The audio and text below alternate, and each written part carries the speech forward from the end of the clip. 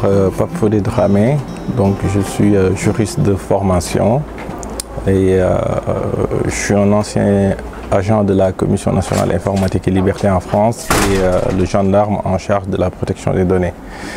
J'ai coécrit l'ouvrage L'impact du RGPD, qui est le règlement général à la protection des données, avec Maître Rokhaya Sarr, qui est avocate et en même temps docteur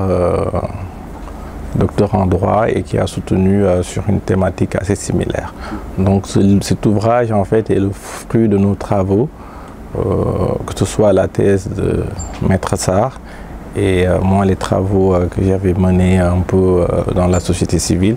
Donc on s'est dit qu'on va offrir un outil pédagogique et didactique pour les personnes qui veulent s'imprégner de la matière et aussi anticiper les nouvelles mutations concernant la réglementation européenne, comme on le sait, s'applique de manière extraterritoriale aux entreprises africaines. Moi, j'avais le côté pratique, parce qu'en même temps, je suis consultant. Donc, le déploiement du RGPD, le déploiement de la loi informatique et liberté, je le vois comment ça se passe en entreprise.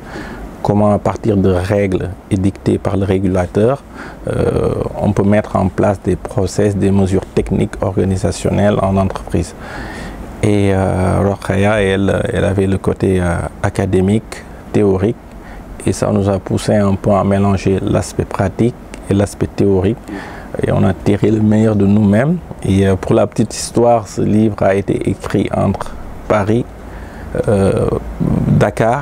Dakar-Genève, donc ce qui montre un peu le côté international du livre. Et on l'a écrit pendant la période de confinement où on était soumis à des restrictions de liberté et on a utilisé les outils numériques pour pouvoir travailler à quatre mains mais à distance. En fait, ce livre, c'est sous forme de vade-mecum, c'est un petit manuel qu'on a fait et il se subdivise en 4 chapitres. Avec en entrée pour camper le décor, on a été préfacé par M. Foster, qui est un avocat reconnu du cabinet Bensoussan à Paris, pour avoir une caution européenne.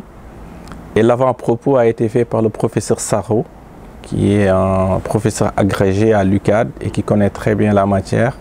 Donc on a voulu confronter les deux points de vue, ce qui nous a permis un peu d'avancer plus, en essayant un peu de regarder, de revenir sur les notions clés de la loi informatique et liberté. Donc, comme on le sait, au Sénégal, on a une loi qui date de 2008, qui peut-être n'est pas à niveau du standard européen, mais reprend on peut dire reprend à 70% les principes légaux. Et donc l'idée, c'est un peu de pousser les pays africains, comme les Européens. On a vu qu'avec le RGPD, maintenant, c'est applicable au niveau de tous les 26 pays européens, 26 ou 27. Et qu'en Afrique, on a des blocs un peu éclatés, on a des législations de par-ci, par-là. Et que cette vocation extraterritoriale du règlement doit nous inciter, nous les Africains, notamment à essayer de voir dans quel cadre la Convention de Malabo qui a été votée au niveau de l'Union africaine en 2014, comment on peut avoir un cadre plus général pour protéger nos données à caractère personnel. Et pour rappel, si on examine un peu, parce que les données personnelles, ce sont des données qui permettent d'identifier la personne. Donc il y a un rapport étroit avec la population mondiale. Parce que le potentiel de protection des données personnelles en Afrique, l'Afrique vient en deuxième position. C'est de l'ordre de 16%. Donc on doit protéger nos données.